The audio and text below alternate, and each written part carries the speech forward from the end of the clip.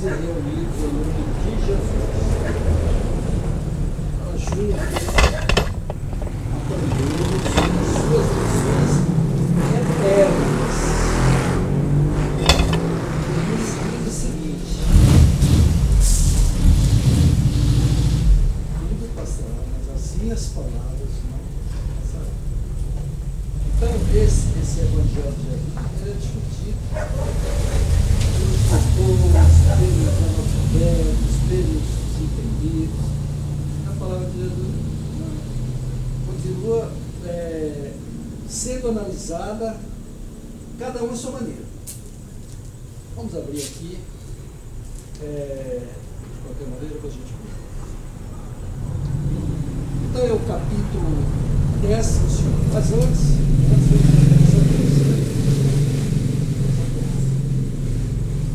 tem alguma das nossas irmãs que queiram fazer a prece aqui junto?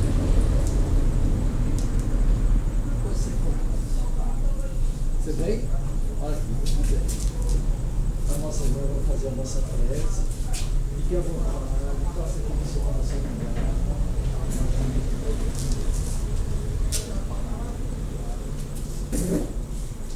Senhor, nós estamos aqui reunidos em nome de Jesus. Nosso coração aberto para o amor, para a caridade, para o entendimento, recebermos as instruções, a orientação divina do vosso amor nas nossas vidas. E colocamos em tuas mãos, Senhor, a confiança de que encontraremos o caminho para as nossas dores, as dores da alma, para que sejam acolhidas pelo vosso amor, que é infinito. Que pedimos, Senhor, a infinita misericórdia, para que possamos receber as bênçãos no nosso caminho, no nosso dia a dia. A tua infinita misericórdia se derrame sobre tudo que foi criado, se derrame sobre os irmãos sofredores, encarnados, desencarnados, errantes no espaço, sobre toda a humanidade, Senhor, que caminha. Precisamos, Senhor, da tua orientação, do teu amparo.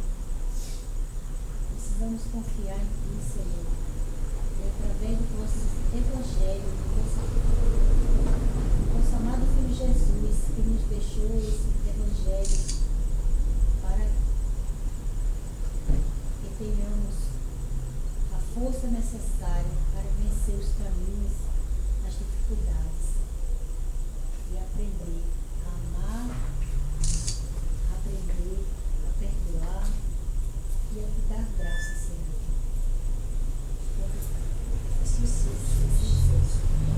Se ouvirmos a prece, sentimos no fundo do coração dessa querida irmã, isso aí é uma demonstração que todos nós temos a semente plantada em nossos corações. E todos nós somos capazes de oferecer isso. É só nós queremos abrir a nossa boca, porque a espiritualidade está aqui também para nos inspirar. Um preço muito bonito, muito obrigado. E assim, vamos dar por iniciada a nossa reunião evangélica desta noite. Lendo aqui no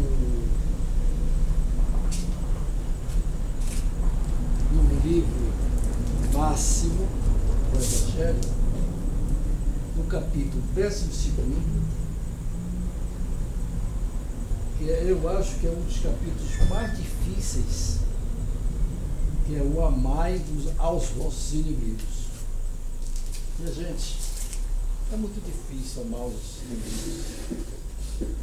Às vezes a gente pensa que ama assim, até os nossos amigos, mas por uma coisinha de nada que o nosso amigo faz, a gente miserável. A gente se sente logo melindrado. E aí, cadê o amor? Se a gente não tem capacidade nem de amar os nossos amigos, amar os inimigos, é preciso a gente ralar muito. Não é verdade? Mas vamos ao que interessa, porque o presbítero aí está para nos ensinar muita coisa. Diz aqui, retribuir o mal com o bem. Será que é fácil?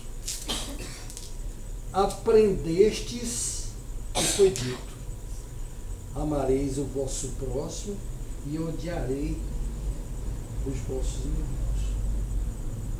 Eu, porém, vos digo. Isso era a lei mosaica, né? Olho por olho, essa coisa toda. Aí veio o Cristo e disse, eu, porém, vos digo,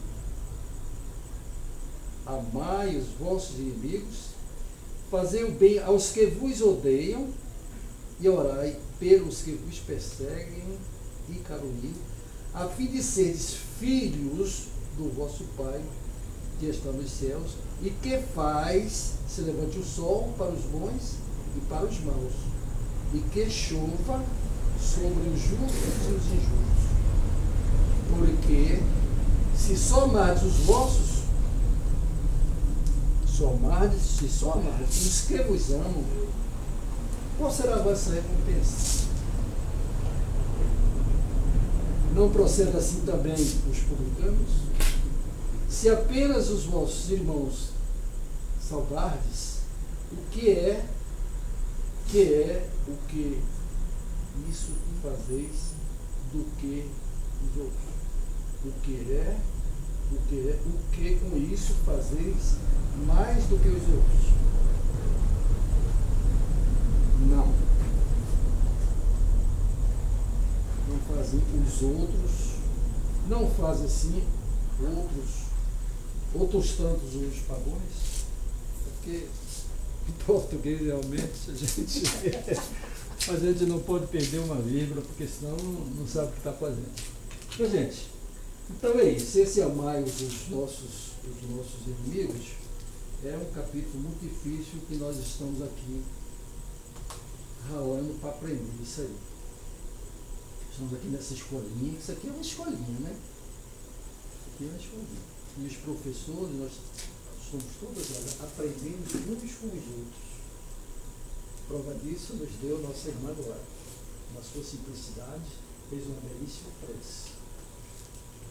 Então, com a palavra, o nosso querido doutor da lei. Ficar com isso, pelo amor de Deus.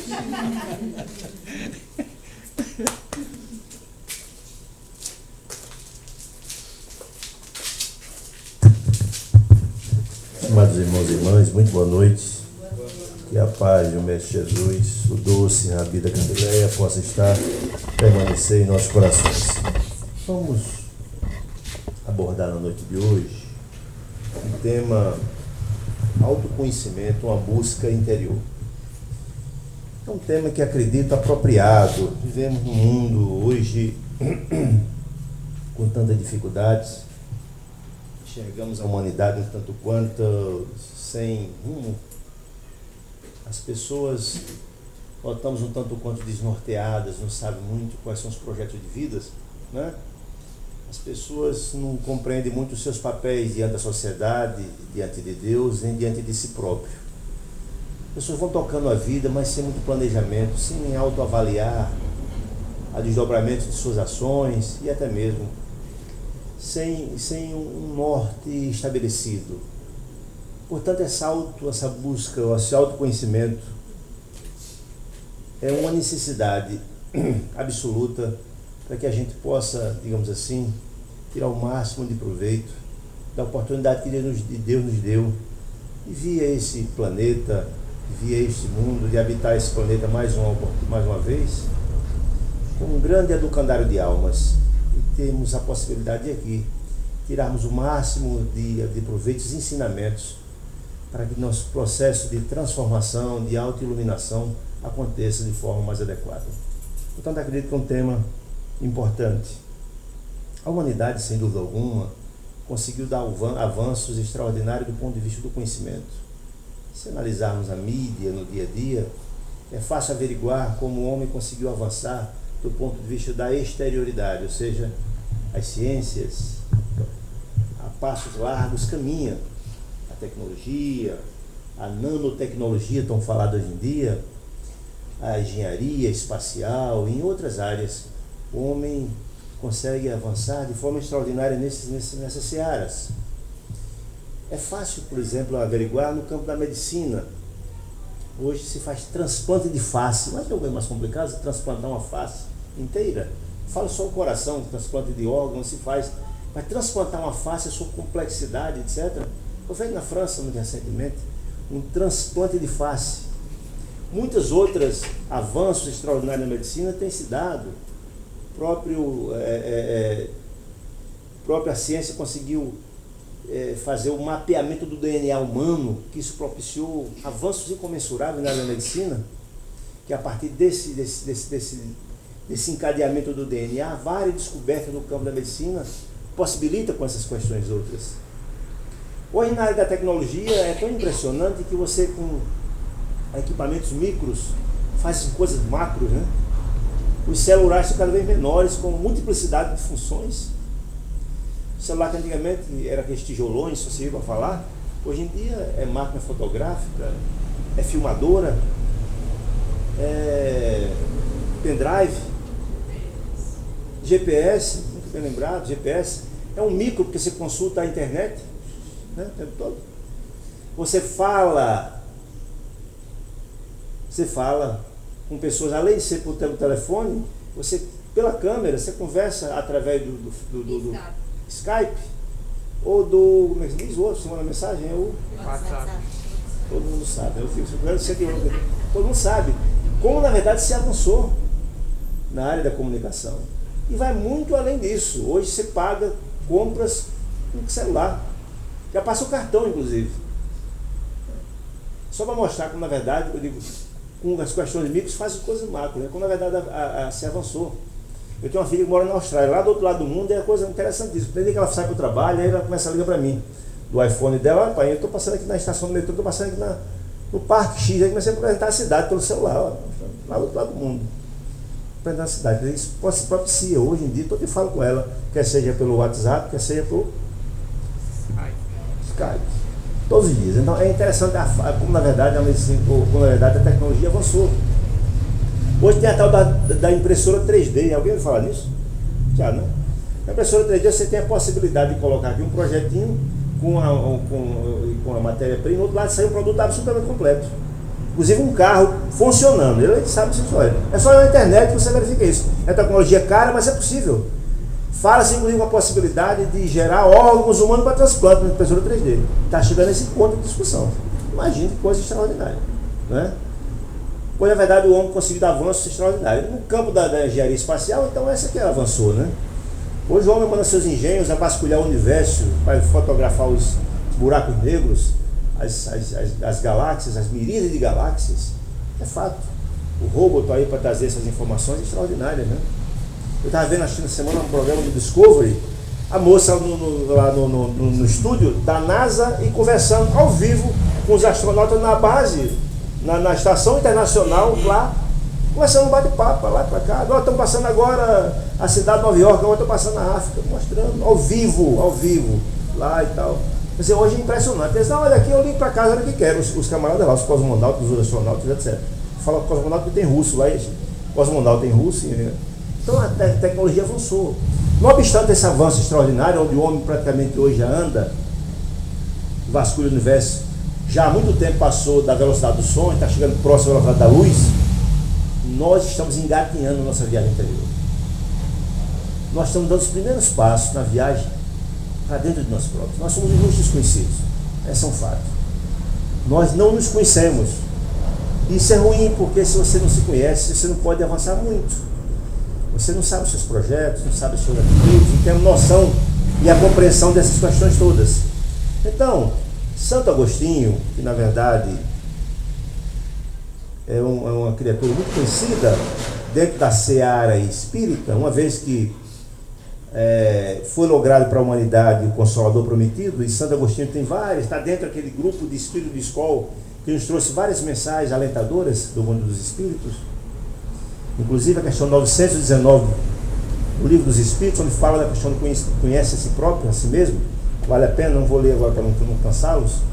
Santo Agostinho, na sua fala, ele traz essa questão da importância do homem se conhecer, dele criar o hábito de perquirir, de se auto-investigar, se auto-analisar, para ele possa encontrar o seu caminho, o caminho da auto-iluminação, da auto-transformação, como sinônimo da felicidade.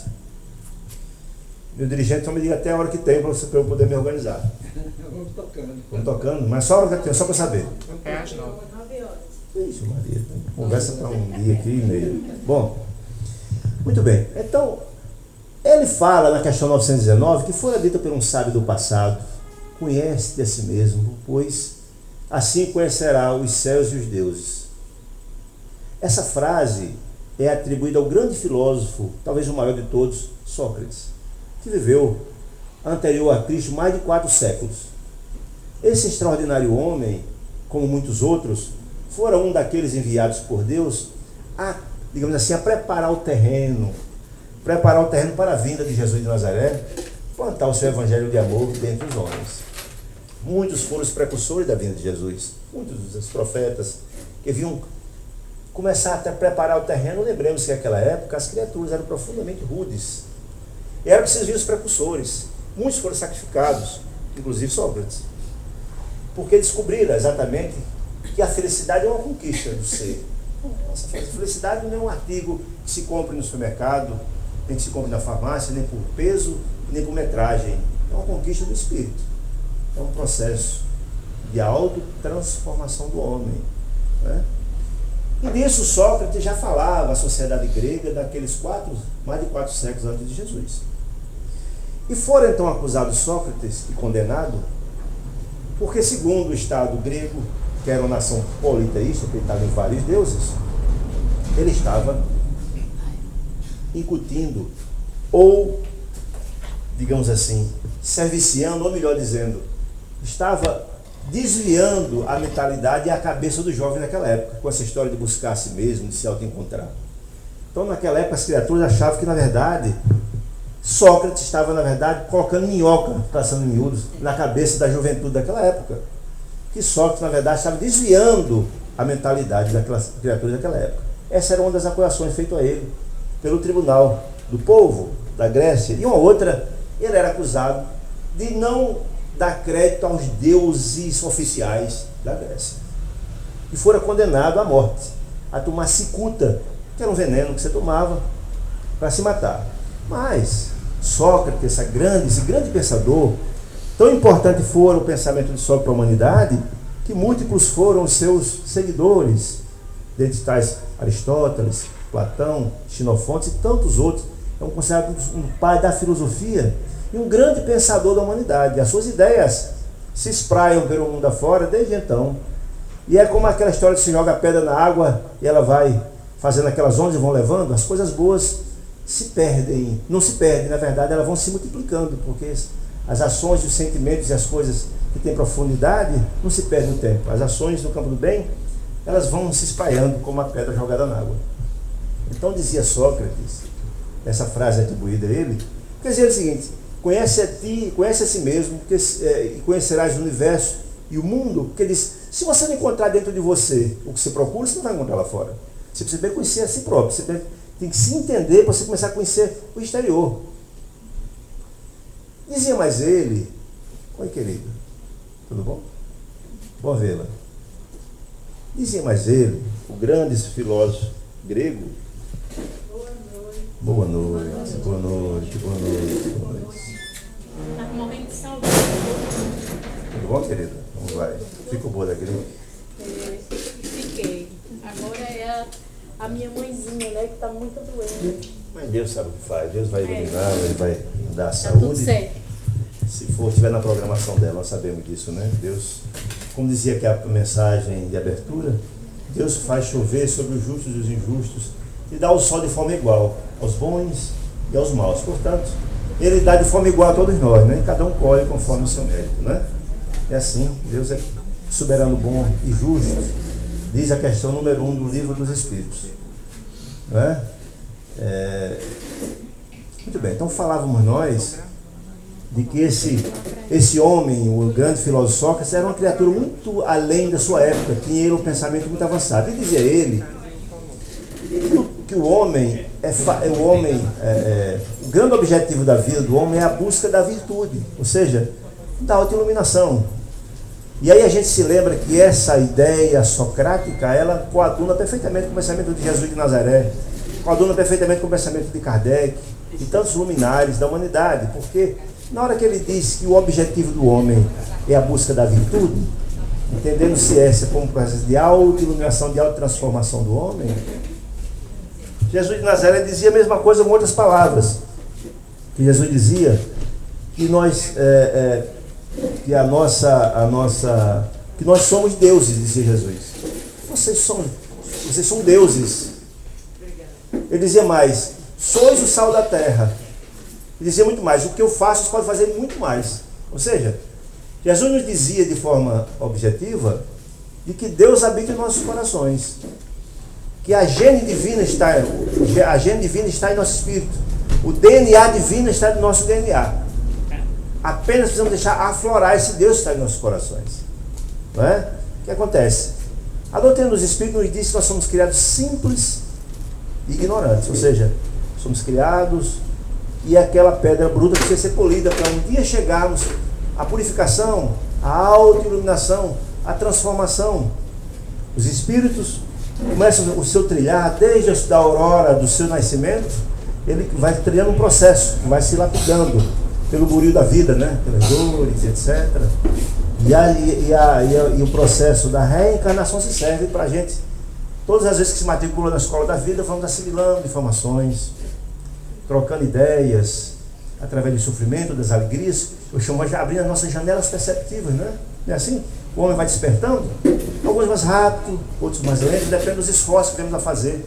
No sentido de podar nossas mais inclinações, como dizia Kardec. É o grande esforço. O bom espírito é aquele que busca podar as mais inclinações no sentido do seu processo de autotransformação. Portanto, a ideia socrática de que o finalidade do homem é a busca da virtude, é a busca da autoiluminação. Quando Jesus dizia que o reino de Deus que Jesus tanto falava, é essa virtude. É a busca desse reino de Deus, que Jesus falava que esse reino de Deus não é um lugar circunscrito a um lugar específico.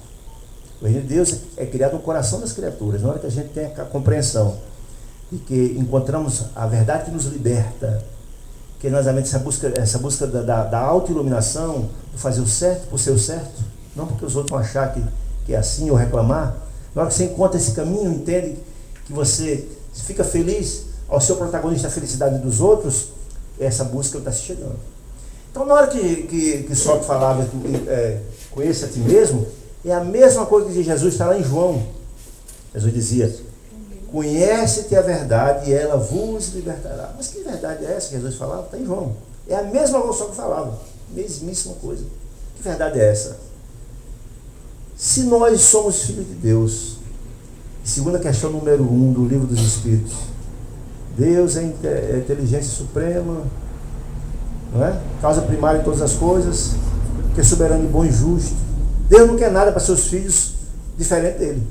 Se Deus é soberano, bom e justo, que é tudo pureza e bondade, ele não quer que seus filhos sejam infelizes. Não. Quer que sejamos absolutamente felizes.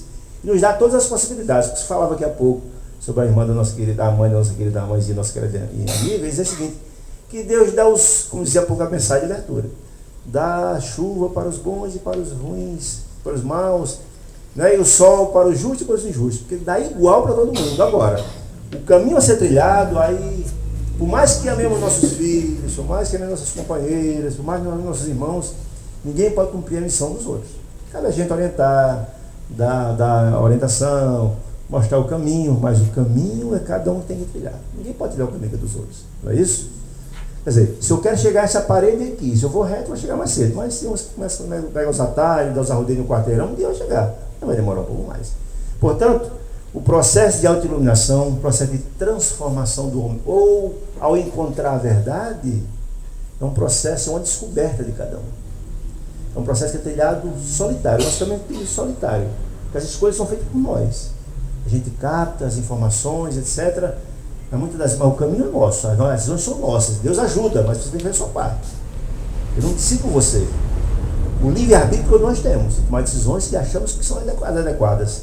E somos responsáveis por elas. E Jesus nos dizia o seguinte, que A semeadura, o plantio, é voluntário, mas a colheita é obrigatória. Nós respondemos por nossos atos. Não tem como a gente... Isso é uma lei universal, não tem o que se fazer. É exatamente assim que as coisas funcionam. Não é?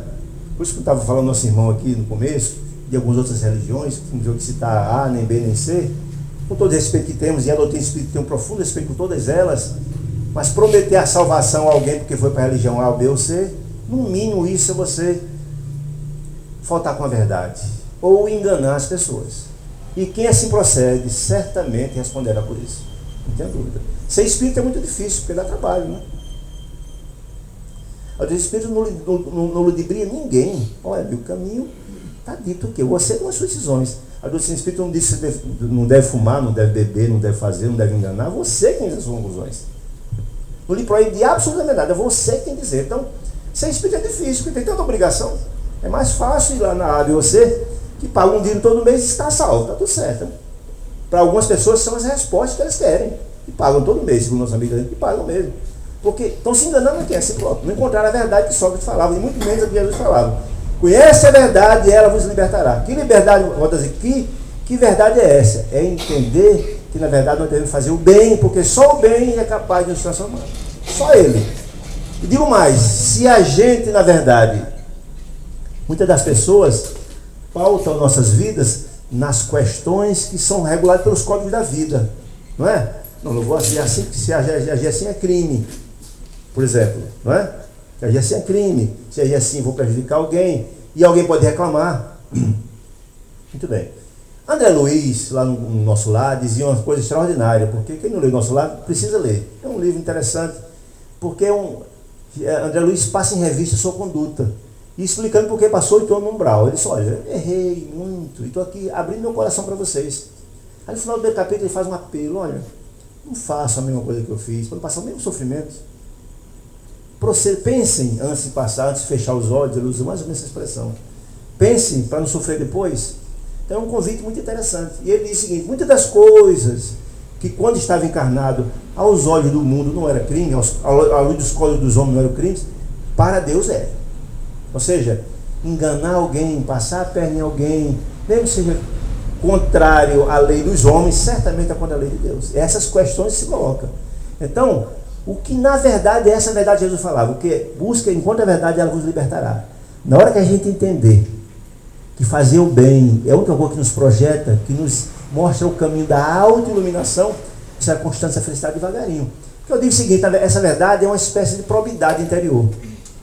Ou seja, é aquele sentimento interior que mesmo que você fazendo determinadas condutas, mesmo que os outros não condenem, mesmo que não seja crime à luz da lei, mas a sua consciência fala alto, e o tribunal mais inclemente de todos é a nossa consciência. O tribunal mais inclemente de todos é a nossa consciência. Esse não nos perdoa de absolutamente nada. Ou seja, se você toma uma atitude errada, nunca a gente esquece da atitude errada que nós tomamos. Injusto. Nunca. Então o que é, na verdade, o que é essa verdade? O que é esse tribunal? É Deus falando dentro de nós. Na hora que a gente vai deixando se auto-iluminar, vai se desvencilhando das sombras que estão em habito nos nossos corações, deixando crescer dentro de nós esse sentimento, essa autocrítica, essa autovigilância, a gente vai começando a entender e fazer as coisas certas e tendo a felicidade de ser o protagonista da felicidade nossa e dos outros. Se tomar qualquer atitude errada, esse Deus interior começa a falar em nossas consciências e a nos cobrar uma coisa diferente. Quando Jesus falava, conhece a verdade, ela vos libertará, é esta a verdade, fazer o que é correto, o que é certo. Porque assim a gente trilha efetivamente o caminho do bem, o caminho da paz, o caminho da fraternidade e o caminho da felicidade. Que é o sentimento que cria seu coração da felicidade como uma conquista da alma. Na hora que a gente vai se podando a tomar as atitudes adequadas, sentindo felicidade por ser o protagonista da felicidade dos outros, pois, hoje eu vim, foi um dia tão bacana, hoje eu consegui ajudar as pessoas, eu trabalho na repartição e atendi bem as pessoas, fiz o que devia ser feito, cheguei em casa com alegria, com a felicidade. O reverso é verdadeiro. Se fez algo de errado, certamente a sua consciência lhe cobrará. Porque é sinal que, na verdade, você está se desvencilhando das sombras e a luminosidade divina está tomando conta do seu coração. Esta é a verdade que falava. Voltando a Sócrates, que tem tantas coisas belas, Pensei aqui algumas frases dentro que vale a pena a gente conversar e comentar sobre elas. Já falei que ele diz que a virtude é o fim da atividade humana, mas ele diz uma coisa interessantíssima: é preferível sofrer injustiça do que cometê-la. É fato. Na hora que você comete algo, uma injustiça, você não vai estar em paz com você próprio. Se alguém cometeu uma injustiça com você, a responsabilidade é de quem cometeu. Cabe a você perdoar aquela criatura, mas se você for protagonista, certamente estará anotado no prontuário espiritual de cada um e teremos que prestar conta disso. Jesus dizia que nós pagaremos até o último centio, ou seja, toda vez que fizermos algo que fira esses códigos de conduta divinal, essa autoconsciência, esse Deus interior grita alto em nossos corações.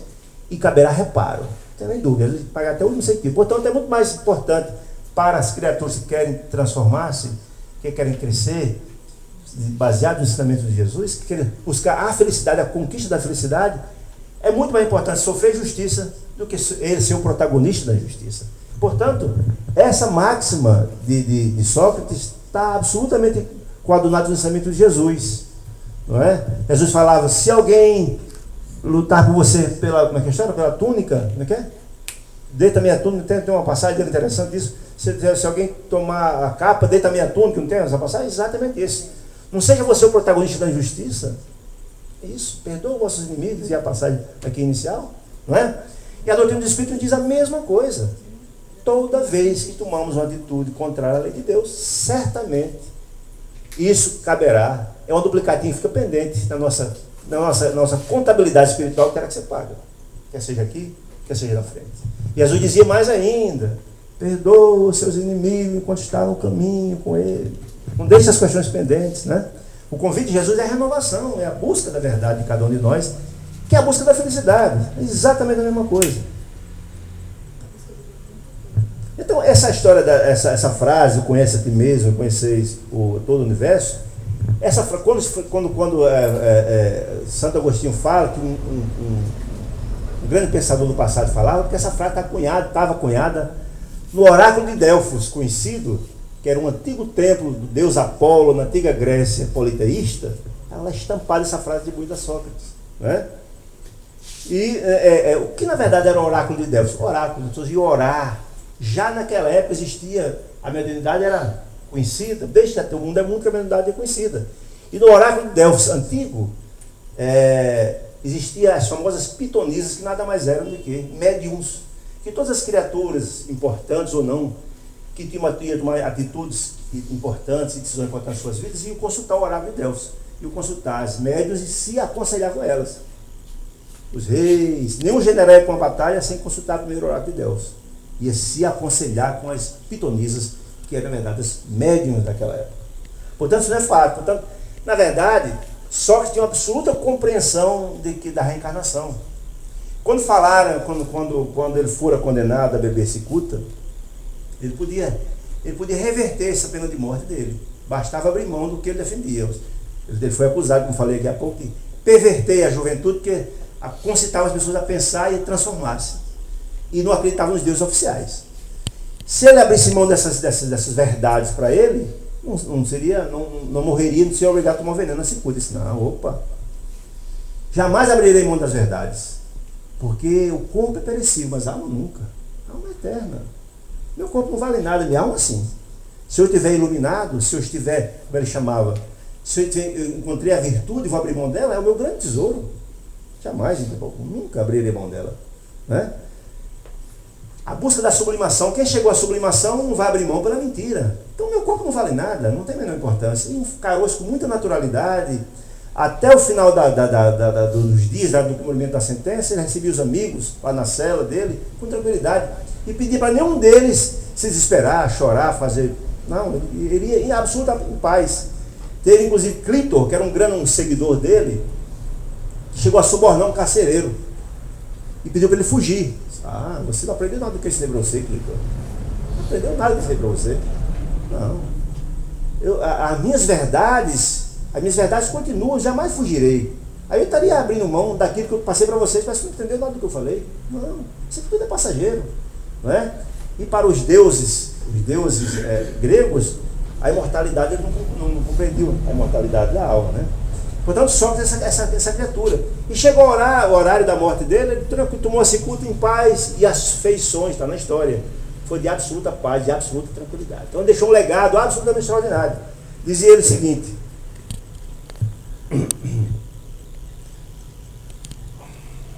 ele diz o seguinte, que ninguém faz o mal voluntariamente. Não faz o mal voluntariamente, mas por ignorância. Ou seja, as criaturas que fazem o mal, fazem porque não descobriu ainda a verdade, não descobriu ainda a importância da verdade que liberta as criaturas. No dia que essa criatura for encontrar a virtude que ele falava, ou a sublimação, que ele se auto-iluminar, esse camarada não poderá nunca fazer o mal, porque o mal não habita mais ele. Olha que sabedoria, que beleza. Ninguém pode dar o que não tem. Ninguém pode dar o que não tem. Se você é um virtuoso, se você é uma criatura iluminada, como é que você vai dar o mal? O mal não habita mais em você. Olha que maravilha. É exatamente isso. Essa é a verdade que ele falava. Essa é a verdade que Jesus falava. Esse reino dos deuses, de Deus que Jesus tanto falava, que é criado no coração dos homens. Né?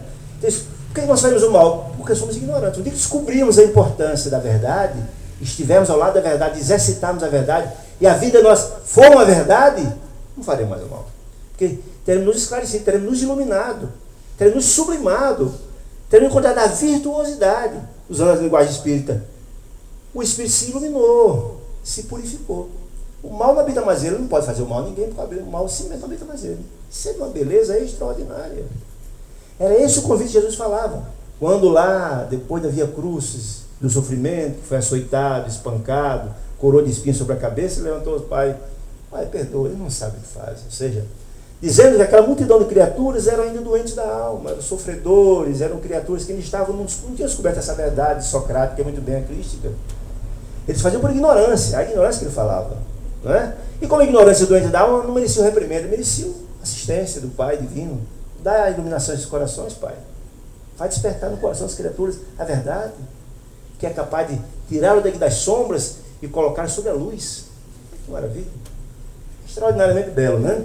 Esse sentimento, volto a dizer, ele como um grande iluminado, como tantos outros, vieram exatamente preparar o terreno do mestre de plantar a semente do evangelho para todos nós. E mais ele, bebendo na fonte fecunda de Sócrates, dizia o seguinte: use o seu tempo para melhorar a si mesmo através dos escritos de outros homens. Assim você deve ganhar facilmente o que outros trabalharam duro para conseguir. Ou seja, estamos aqui bebendo na filosofia socrática, sem descobrir tudo isso aqui, ele já descobriu para nós. Jesus já nos trouxe, não é? Santo Agostinho, Chico, e tantas pessoas. Então, vamos trabalhar o que temos aqui já a partir desse patamar, e a partir dessa compreensão, dar o nosso salto quântico na busca da felicidade. Precisamos cobrir a roda. Em outras palavras, é isso. Aproveita o tempo. O que quer dizer com isso? Gente, a encarnação é algo muito, muito especial. Todos nós guardamos no nosso coração a centelha e o desejo da felicidade. É imanente a todo homem. Toda criatura deseja e pretende a felicidade. Não é? Portanto, quanto antes descobrirmos esta verdade que nos liberta, que nos transforma, mais cedo atingiremos a esse desiderato, a esse objetivo. Não é? Ele quer dizer com isso. Portanto, se a gente tem essa possibilidade de se descobrir, vamos certamente aproveitar melhor nossa encarnação. Ou seja, vamos voltar para casa, que não somos daqui, vemos passar um. A verdade é essa, não somos daqui. A gente vem aqui cumprir uma etapa, cumprir uma missão, etc. Né? Está na literatura espírita, basta ler André Luiz. André Luiz diz o seguinte: a gente vem cumprir uma programação. Quando você está na erraticidade, que é nas colônias, quando você desencarna, você passa todo um processo de reciclagem, presta conta do que fez, e aí você cumpriu o que foi estabelecido. Presta conta, e aquele ficou, o débito que ficou, que não foi cumprido, quase todos nós não cumprimos, está dito por eles, são raros os que cumprem, diz isso com muita clareza, e em nosso lar e nos mensageiros, raros os que cumprem. Então, resta, digamos assim, resta o déficit, né, do que ficou, e tem uma nova programação para virmos aqui. Então a gente tem que aproveitar ao máximo, porque certamente se a gente conseguir avançar no nosso processo, a felicidade chegará mais cedo. Né? Menos dores virão no decurso do tempo. Porque todos nós nunca deixou-se de Deus, de Jesus, dos enviados espirituais, mandar os seus mensageiros de amor, a nos concitar, a nos convidar a uma verdade nova. Como nos convidou Sócrates, Jesus e por aí vai, Kardec, Muita gente faz o vídeo de mercador. Isso é muito difícil. Que história é essa de mudar? Que história é essa de perdoar? Então, na verdade, é uma escolha nossa, não é? Escolha nossa, né? A gente vai sempre botando baixo do tapete, deixando para depois. Aí vem as dores. A história do pagador do Senhor Jesus dizia exatamente isso. Ele dizia que, na verdade, o plantio é voluntário, mas a colheita é obrigatória. Então, a gente vai sempre... Ninguém pode reclamar de ninguém. Nós estamos colhendo exatamente o que plantamos. Exatamente isso. Muito bem. Então, continua ele dizendo com sua sabedoria, sua sapiência, dizendo o seguinte: o grande segredo, palavra de Sócrates, para a plenitude e virtude são sinônimos da felicidade, de autoiluminação. E você chegar o prana, o máximo, a elevação, a purificação do espírito. Entendemos isso? Então, assim, o grande segredo para a plenitude, para a purificação, portanto, é muito simples: compartilhar. Isso é de uma singeleza, de uma simplicidade, mas de uma beleza extraordinária. Porque Jesus nos dizia o seguinte: que o Filho do Homem não veio para ser servido, mas para servir. Ou seja, o objetivo nosso de virmos a Terra, de virmos esse planeta ou em outro, se não for servir, ele está fazendo o quê aqui? Né? Você não veio construir, plantar a boa semente? Está perdendo tempo, não? Não está perdendo tempo. Como diz o senhor, estamos chovendo no molhado. A verdade é essa, marcando passo. Aproveitando, perdendo um tempo precioso, para darmos o salto quântico da transformação da criatura, de lograrmos a felicidade, já aqui. Como dizia André Luiz, são poucos que conseguem. Mas se é Dom Paulo de Tarso, que teve essa beleza de chegar a suavizar. Quem fala em mim, quem fala não sou eu, é Jesus que fala em mim. Maria, quem? Né? Deus que fala através de mim, Jesus que fala através de mim. Quem? Chegou um patamar de iluminação tão extraordinário, que tem uma vida de renúncia, de dificuldade, de profundos sofrimentos, e conseguiu dar seu grande salto, a sua grande transformação. Se não conseguimos isso, se não somos um Francisco de Assis, se não somos um Chico Xavier, um Paulo de Tarso, vamos fazer um esforço para aproveitar o máximo possível a nossa encarnação, né? Não só pelos outros, só por nós mesmos. Porque você entender o seguinte: se esse planeta que habitamos na ideia de expiação e prova, ou seja, as dores, né, preponderam em relação ao amor, porque nós aqui não estamos fazendo muito esforço para mudar, não é?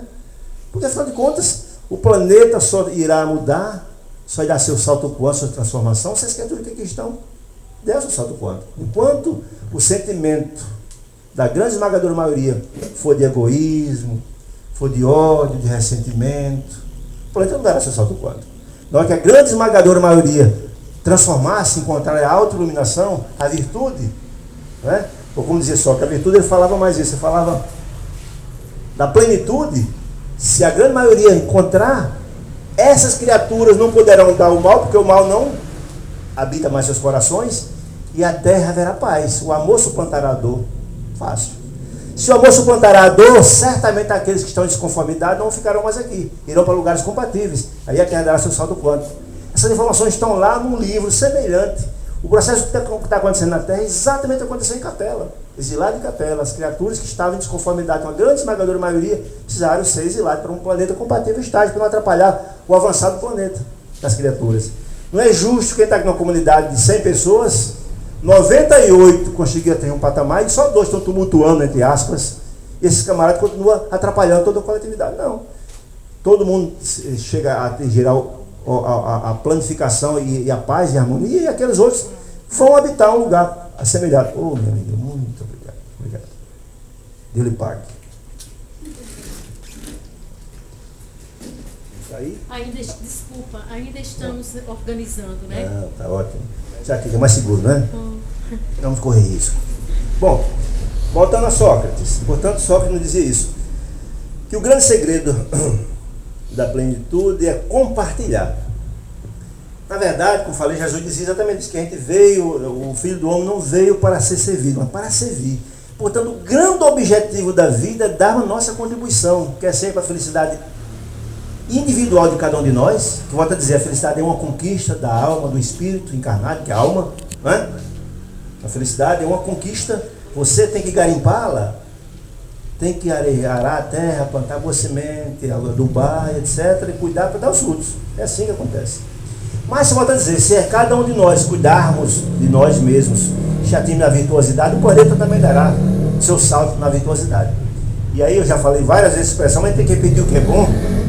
E Haroldo Dutra Dias dizia a mesma coisa que Sócrates falava, a mesma coisa que Jesus falava.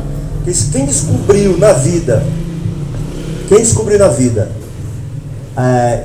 a forma de assistir os outros, a forma de acolher os outros, descobriu o segredo da vida. É exatamente a questão do compartilhar socrático. É a mesma coisa que Jesus dizia que o Filho do Homem só veio para ser servido, não para servir. Ou seja, quem descobriu na vida a forma de assistir as criaturas, de acolher as criaturas, que Jesus dizia, fazer o bem sem importar quem, que é a caridade, a sua expressão, que é o amor em movimento, descobriu o segredo da vida.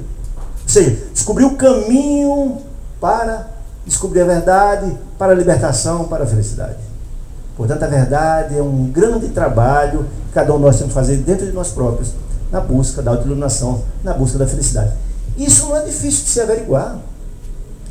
Porque as pessoas imaginam, a gente tem uma visão ainda muito deturpada do que é felicidade. Muitas pessoas que acham que um empresário do país, que tem seu jatinho aqui para colar, né, que vai almoçar em Miami, vai jantar em Dubai, acha que esse cara é feliz. Me engano. Pode não ser absolutamente. O estágio de felicidade é algo tão extraordinário que independe da situação econômica, do estágio que você esteja. Muito bem, de onde você esteja para você ser feliz. Quem atingiu a autoiluminação, quem atingiu a virtuosidade ou a sublimação que Sócrates falava, esse cara é feliz. Não importa onde ele esteja, com quem esteja e como ele esteja. Se doente, se preso, não interessa. Ele é feliz. Acabou-se. Quem atingiu o estado da alma. Se atingiu um estágio, você não decresce. Porque, vou até dizer, esse camarada se auto-iluminou. O mal não existe mais nele, ele é feliz. Então você encontra, por exemplo, aquelas criaturas, os homens santos da Índia, lá meditando no Himalaia, 6 meses, sem nada, só tem uma cuia para pedir alimento todo dia, feliz da vida, em paz. Gandhi escreveu a biografia dele 6 meses preso. 6 meses preso.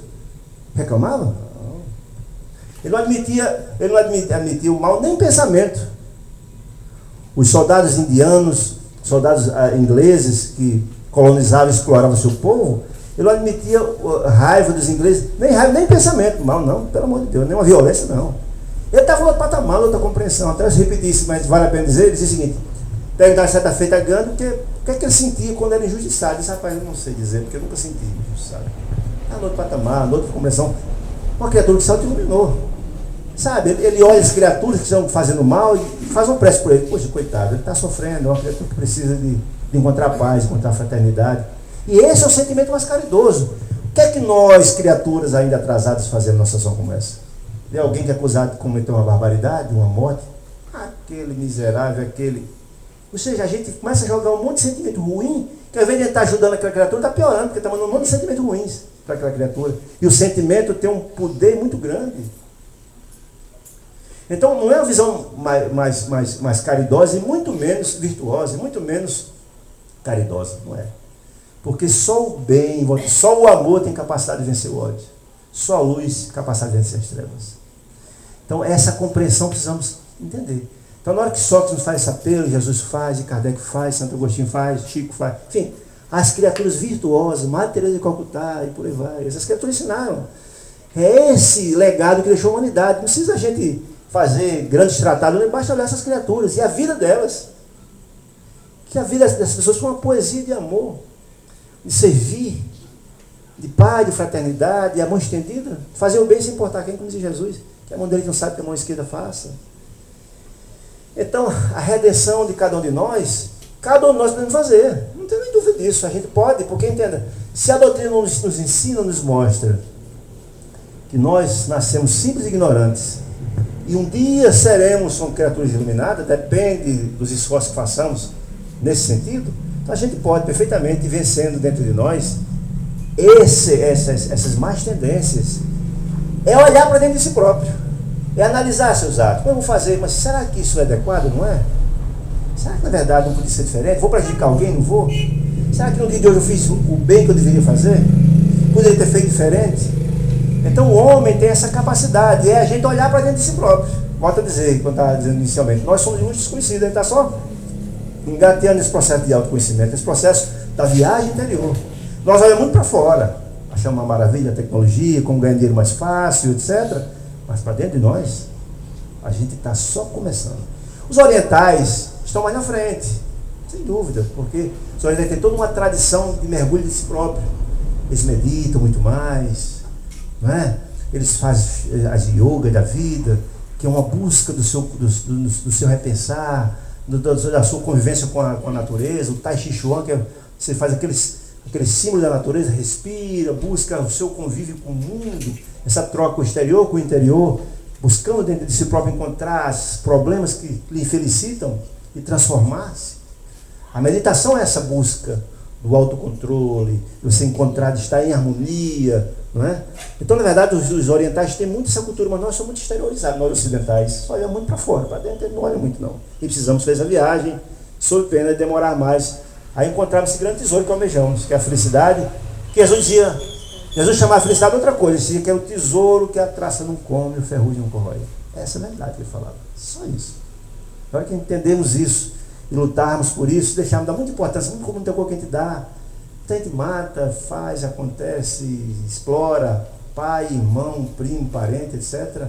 Busca dessas coisas que a gente acha que tem muita importância, a gente morre, não leva nada disso, nada, absolutamente nada, nada. Não é? E as pessoas que dão muito valor a essas questões, morrem apegadas com isso, que às vezes demora tanto, sofre tanto por isso, porque deixou aqui, quer voltar para pegar, e não tem como, né? E o pior, às vezes, cultura é fato. Eu digo isso porque não sou eu que estou dizendo. São relatos da literatura espírita. André Luiz coloca em vários exemplos disso, de criaturas que passaram a vida juntando, morrem, não deixou valores para com os filhos, valores morais para com os filhos, morrem sem obrigar pela herança, matando uns os outros, o cara sofrendo do outro lado. Então precisa entender essas questões. A vida é muito rápida, esta passagem aqui, e a gente precisa entender. Pode dizer aquela pergunta que fez inicialmente. Será que a gente tem um projeto de vida? Será que a gente pensou nessas questões? Será que a gente analisou, tem o que fez para trás? E agora pode ter uma interrogação que a gente vai fazer para frente? Ninguém sabe quanto tempo mais tem, que eu sempre digo que nós somos eterno passageiro da estação. Eterno. Qualquer hora o trem pode passar. Qualquer hora. E se não tiver com a malinha pronta, meu amigo? Não dá para remarcar a passagem, só quem remarca é o chefe da estação de cima. É fato. E o que é estar com a mala pronta? É estar em paz consigo próprio. Ter feito o melhor que você pôde. O melhor que pôde. É isso. Que é muito, quem é acostumado a ler a literatura espírita sabe como é importante você estar do outro lado e sentir que aqui deixou as suas marcas boas. Quem assistiu o filme do nosso lado dá para ter uma ideia do que eu estou falando. O maior sofrimento do espírito sentindo do outro lado que ninguém pensa nele, ou pior, pensa no mal que ele fez, cobrando as dívidas, etc. É muito ruim. André Luiz mesmo diz isso, que era a única pessoa que lembrava dele era uma senhorinha que era atendida porque a secretária dele pedia para ele atender no final do expediente. Isso é terrível, você não se sentia amado por ninguém, um vácuo impreenchível, um sofrimento terrível. Então fazer o bem sem importar quem, quando você deixou esse lastro, um monte de criaturas que foi beneficiada, certamente lembrará, pedirá que Deus ilumine e abençoe. Isso tudo chega. É aquela história que eu disse, são os depósitos feitos por ponto espiritual, estão lá gravadas, não tem quem tire.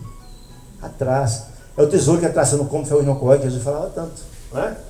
Volta na Sócrates. Vamos aqui ver se tem uma coisa para a gente tirar daqui.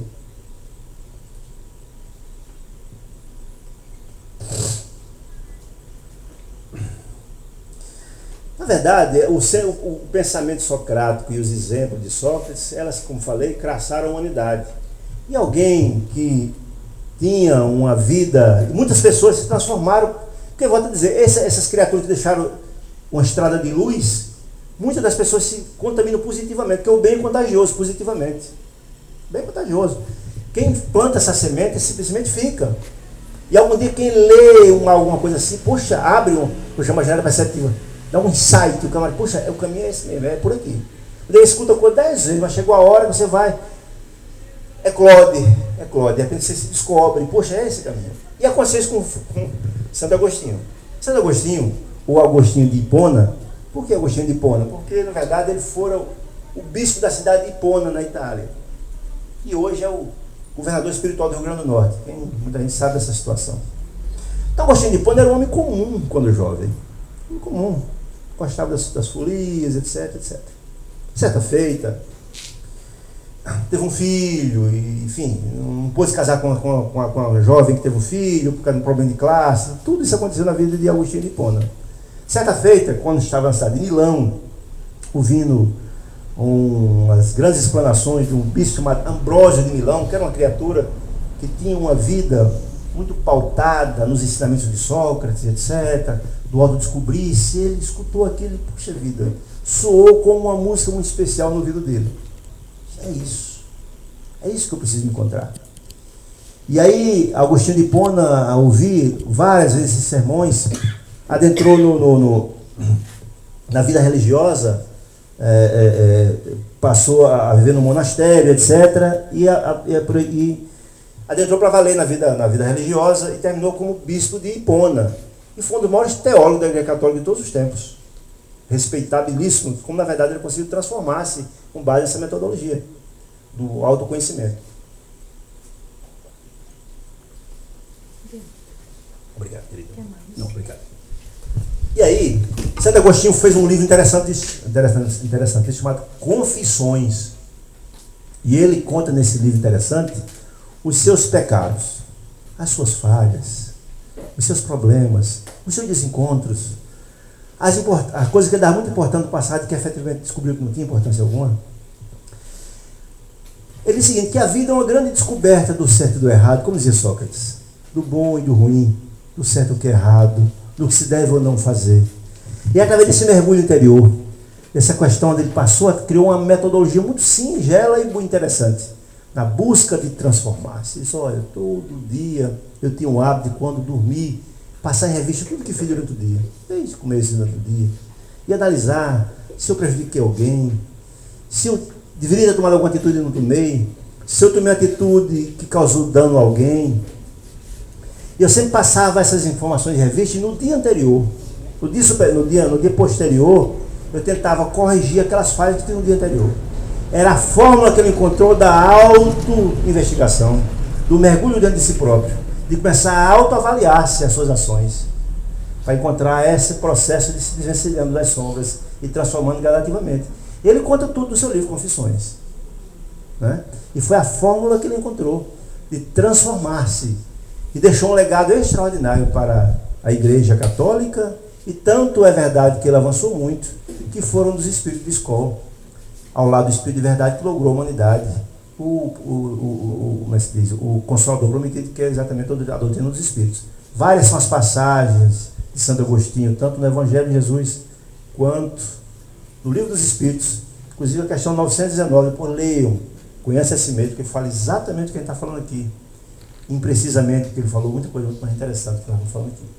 Então Agostinho exatamente conseguiu avançar extraordinariamente, conseguiu transformar-se, deixou todo um legado à humanidade, que cada criatura que encontra as suas verdades, que tem a humildade de desnudar-se e mostrar seus equívocos, tem para nós um caminho, ele deixa uma trilha, não?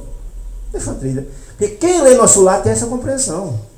André Luiz não conseguiu, como Agostinho de Hipona, na encarnação que ele vivenciou, foi protagonista, ele descobriu a erradicidade dos seus erros, sofreu 8 anos no umbral, mas veio com uma humildade absolutamente extraordinária, porque na verdade Nosso Lar é um livro autobiográfico, onde ele exatamente abre seu coração e com uma humildade extraordinária. Só, gente, eu passei 8 anos no umbral porque errei aqui, ali, não faço a mesma coisa, para não sofrer mais dificuldades.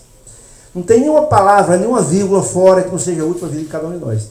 Ao ler Nosso Lar, ao ler Os Mensageiros, as obras primeiras de André Luiz, elas são de uma singeleza extraordinária. E outra coisa, de uma clareza magnânima. A primeira é para a gente sentar, se centrar. Tudo que André Luiz fala, a gente já viu no nosso dia a dia. Se não foi quando aconteceu o fato, aconteceu com o vizinho, com o irmão, com o pai. Todos nós passamos por aquelas mesmas questões: egoísmo, insensibilidade, falta de caridade, falta de zelo para com o próximo. Tudo, ele conta exatamente com humildade absolutamente extraordinária, maravilhosa.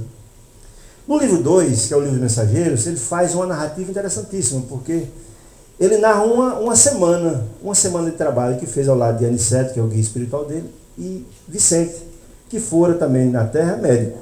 Ele narra uma semana de experiência, como na verdade como enviado da colônia Nosso Lar para assistir as criaturas na Terra. Então é muito interessante que ele traz detalhes importantes sobre a importância do Evangelho no lar. Porque o Evangelho no lar nada mais é que orar e vigiar, que Jesus falava. Exatamente isso. Que essa couraça protetiva, não só para nós, mas para a nossa família. Ele diz, olha, as casas, as pessoas que tenham cuidado de fazer o evangelho no lar, só aquela casa fica uma fortaleza. Ele explica por quê. Narra, mostra tudo. Quando as entidades infelizes, quando vem, já vê a claridade, já sai, não chega nem perto. Porque está protegida. As casas, as criaturas que têm o hábito de fazer o evangelho no lar, todo dia, passa a ser um ponto de apoio da espiritualidade. Vai estar lá a espiritualidade, que assiste a ele, a família, e as entidades infelizes que vêm também, é um ponto de apoio, de assistência. Então há digamos assim, uma vigilância, digamos assim. Então você está imune às questões do mal. É tão interessante, ele traz esses detalhes. Ele traz interessantes informações sobre os bastidores da casa espírita. Como é que é feito o trabalho? Isso aqui é uma casa espírita onde vem pessoas, mas o trabalho que é feito aqui é muito além disso. O trabalho que é feito pela espiritualidade, noite adentro vai, a equipe gigante. Ele fala a fase de preparação, da fase do começo, como é que se dá, como é que é o trabalho na hora da palestra aqui, o que é que está sendo feito assistindo do outro lado. Nós somos intuídos por eles que estão do outro lado, sim ou não. Tudo isso.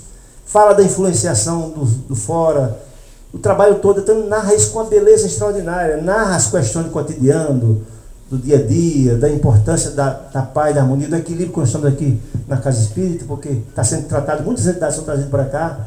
Fala de que nada refoge ao controle de Deus, nada. Em cada rua dessa aqui tem uma pessoa, tem um espírito que é encarregado de carregar as entidades que estão por ali infelizes, que são trazidas para ouvir, dependendo do estágio, para cá ou para outro local adequado, que é preparado para esse tipo de coisa. Fala da natureza, que a gente nunca percebe isso. Que na natureza, como nada refoge ao controle de Deus, também na natureza tem os enviados de Deus que cuidam da natureza, das árvores, dos animais, etc. Ele conta uma passagem tão interessante dos mensageiros, que diz o seguinte: segundo ele, durante o dia, nós ficamos muito à mercê de nós próprios, digamos assim, ou seja, a gente durante o dia tem mais liberdade para atuar, nosso livre-arbítrio, digamos assim. Ele diz que nossa vida é como um livro. Todo dia escreve uma página. Na página de rosto, nós escrevemos sozinho. Na página no verso da página, nós escrevemos em parceria, quando Deus permite. Porque quando a gente dorme, o nosso espírito vai, se encontra com os guias, etc., recebe as orientações, a gente pode repensar o que nós fizemos durante o dia, porque a página, o reverso da página é escrito com mais mãos do que as nossas, ele diz, que é a oportunidade da interação maior entre os espíritos e nós encarnados, porque nós dormimos, nosso espírito vai, o nosso corpo fica.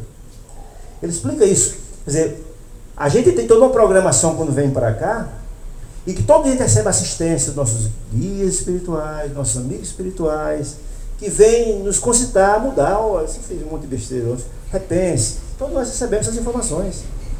Aí diz que essa página, a página que é escrita sobre a interferência também. Ele nasce as informações. Como em sonhos somos levados para as casas espíritas, para encontrar com entidades, os pais desencarnados que vêm nos aconselhar. Não, todos esses detalhes com a riqueza extraordinária. Aí é o seguinte, a grande gama de espíritos que trabalham durante o dia, trabalham aqui, trabalham mais durante a noite, porque o trabalho é dobrado à noite, porque todo mundo está dormindo e eles estão trabalhando, né, por nós. E durante o dia estão cansados do trabalho à noite, e durante o dia vão se refazer das energias. Vão se refazer onde? No campo. Muitas árvores. Segundo a atmosfera das cidades são muito pesadas pelo aglomerado de pessoas. Enfim, pela atmosfera do pensamento negativo, dos negócios, dos ódios, dos ressentimentos. No campo a paz reina. Os espíritos se refazem no campo. Essa informação estão lá todas.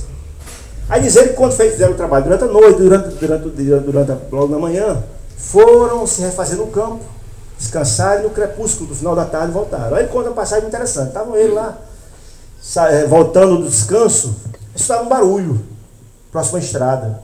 Aí ele narrou a quantidade de espíritos que tinha no campo, cada um responsável por uma área, pelas árvores, pelos animais, etc. Quem nunca pensa nisso, né? Todos são filhos de Deus, e Deus nada refoge ao controle de Deus, nada. Né? Ele lá nesse episódio que numa estrada que tinha próximo, escutou um barulho, uma confusão, foi bater lá. Chegou lá e encontraram um pobre senhor caído no chão, com uma pancada muito forte na cabeça, estava sangrando. Tinha recebido um fortíssimo coice de uma burra mula. Aí então o dirigente daquela área, vários espíritos encarregados de vários locais da floresta, foi questionar o chefe, o espírito encarregado da estrada. Mas como é que você deixou isso acontecer? Como é que você deixou esse animal agredir esse pobre homem? Foi questionar isso. Eu fiz tudo que podia. Esse homem é um homem muito ignorante. Depende dessa própria carroça, desse animal, para ganhar o sustento dele no dia a dia. Mas maltrata esse animal como ninguém. Bate, resmunga, chateia.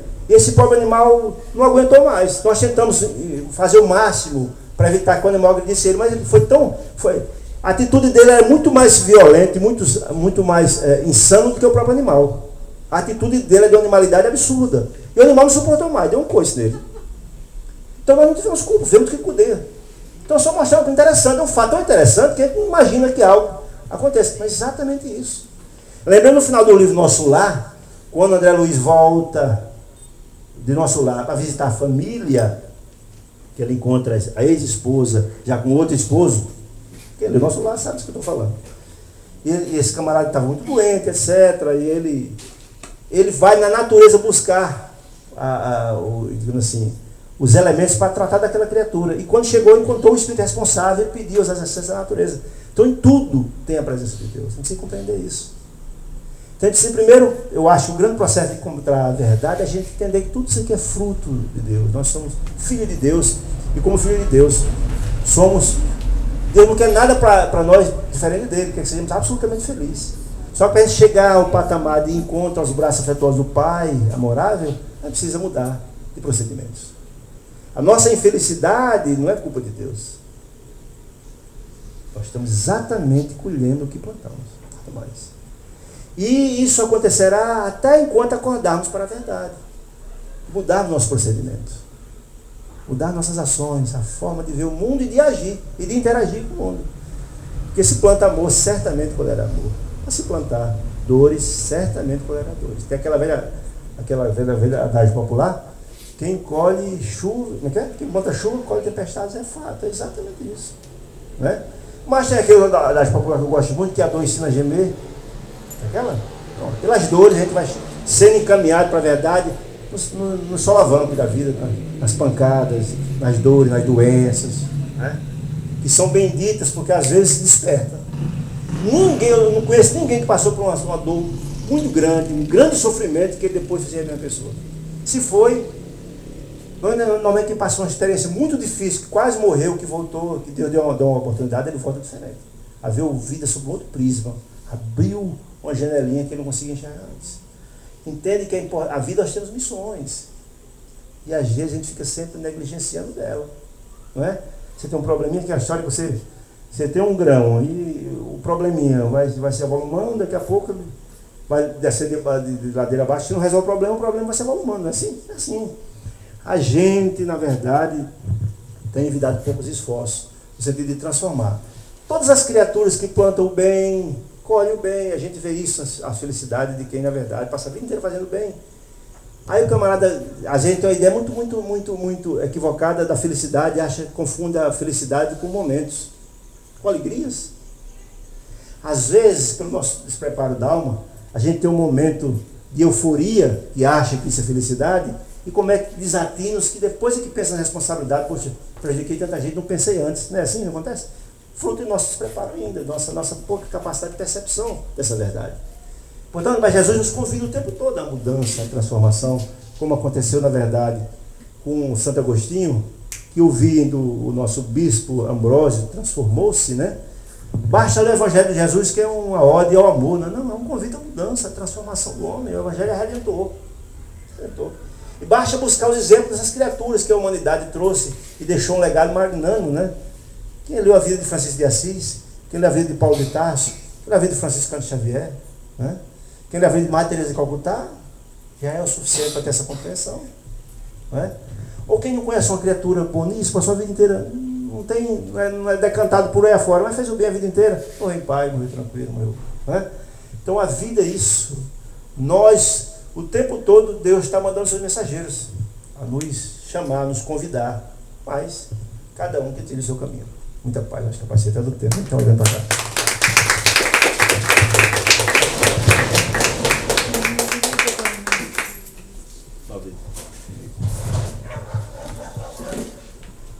Boa noite, né, para todo mundo. Estou morrendo de saudade, viu, gente? Estou morrendo de saudade. Está sendo muito difícil ficar longe de vocês, longe da minha missão, do meu trabalho. Mas, há 12 dias atrás, a minha mãezinha, que a maioria aqui conhece, ela teve um infarto, né? E eu tive que cuidar dela, levando em consideração aquilo que a gente aprende com a doutrina, que a caridade começa em casa. É óbvio que meu coração... Exatamente. Então, eu estou triste de não estar aqui todos os dias, como eu estava quando era lá na nossa casa, mas isso aqui é extensão, não é? A mudança foi para melhor, para que a gente pudesse aqui fazer os estudos que lá nós não podíamos fazer, porque não tinha mais espaço. Então, eu estou há 12 dias com minha mãe, que teve um infarto, e eu estou no hospital com ela. A minha mãe já tem 90 anos, é muito difícil, mas hoje eu tinha que vir de qualquer maneira, pelo carinho que tenho pelo Antônio e por todos vocês, e também porque estava morrendo de saudade, né? Mas tá tudo bem, se Deus quiser vai dar tudo certo.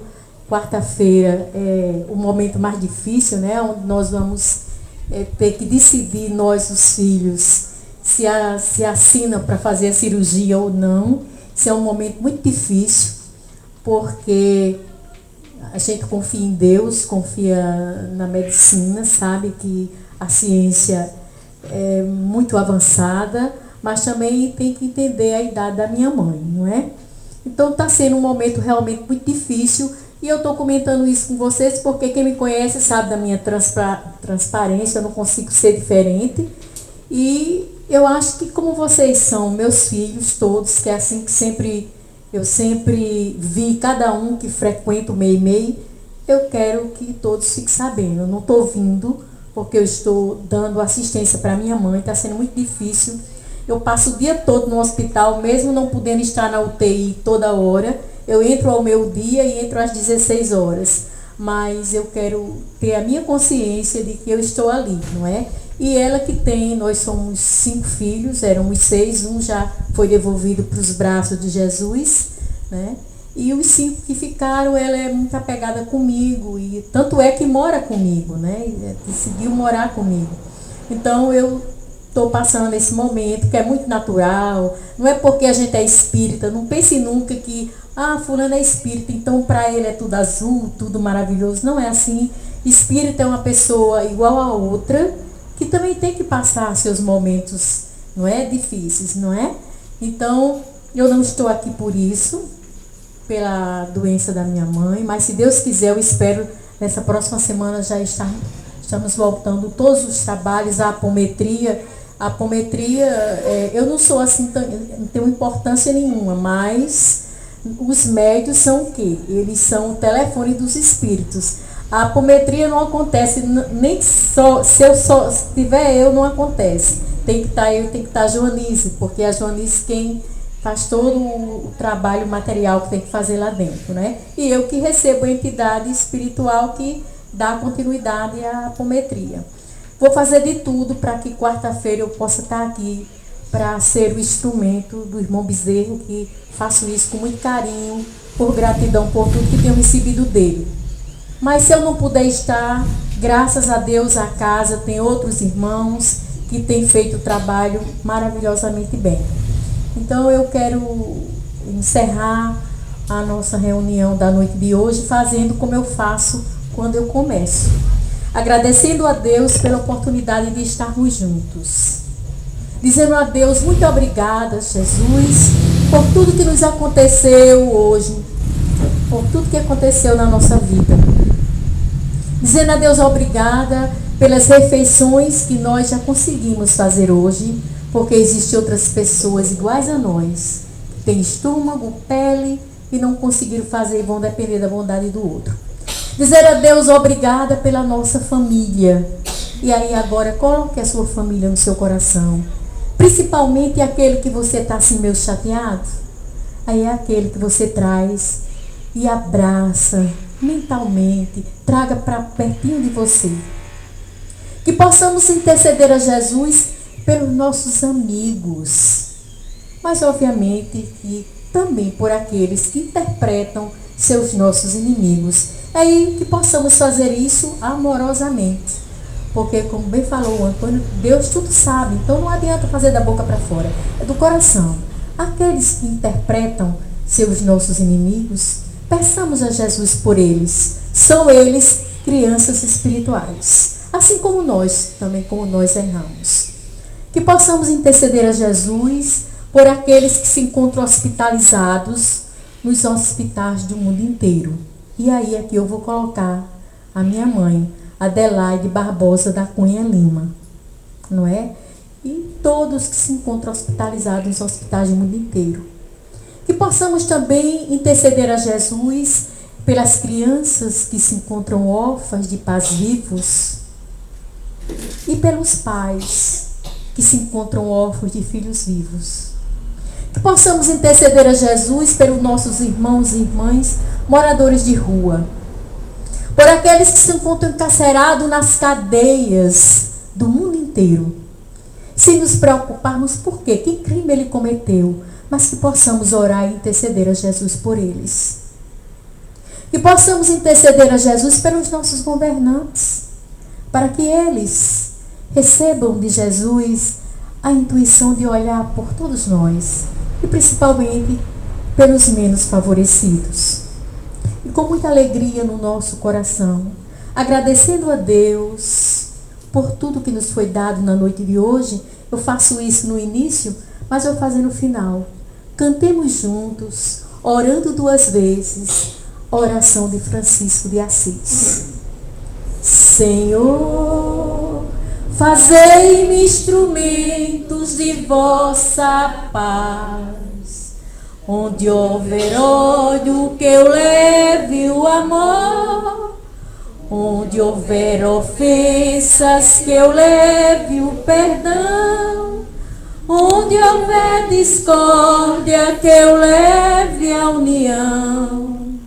Onde houver dúvidas, que eu leve a fé. Onde houver erros, que eu leve a verdade. Onde houver desespero, que eu leve a esperança. Onde houver tristeza, que eu leve a alegria. Onde houver trevas, que eu leve a luz.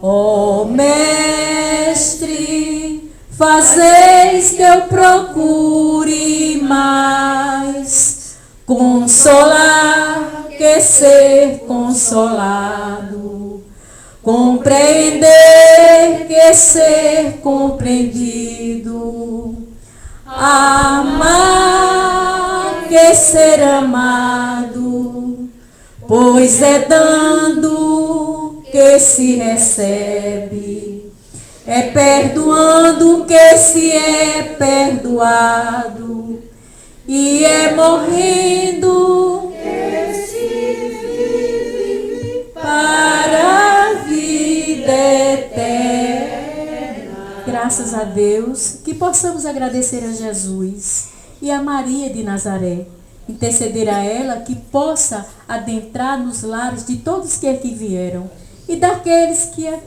aqui não vieram por qualquer que seja o motivo.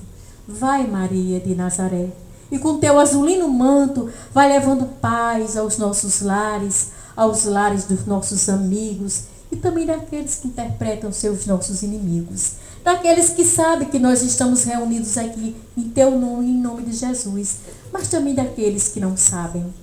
Que Maria, com seu azulino manto, possa levar sua candura, sua ternura a todos nós.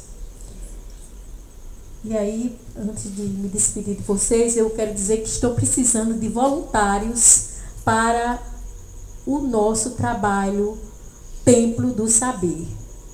O Templo do Saber, para mim, ele é o meu coração.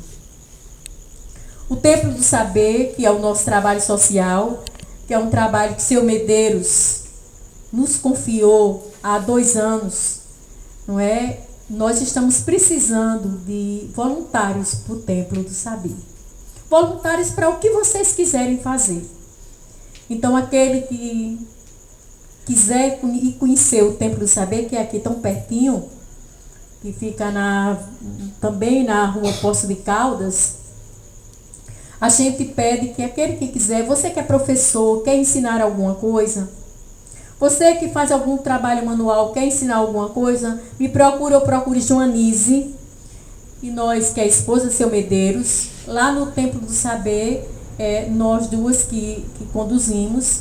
Mas é um trabalho do grupo de orações Irmã Meimei e nós estamos precisando de voluntários. Então, aquele que quiser se juntar a nós, seja bem-vindo. Então, meu boa noite a todos, muita paz, que possamos retornar aos nossos lares com muita paz, com muita luz e com muito amor. Eu vou pedir para desligar aqui e os médios da casa se posicionam para dar o passe coletivo hoje, já que os nossos irmãos não estão aí, né? Aqueles para a gente dar os passes individuais. Tá? Coloca uma musiquinha aí. Boa noite a todos. Vamos, seu Silene, seu Joanise, os médios de casa, né? Uma musiquinha aí. Levemos o nosso pensamento a Jesus, tá? Respirem profundamente, lembrando aqui o Antônio, plagiando o Antônio, mentaliza aí as matas, né? A natureza.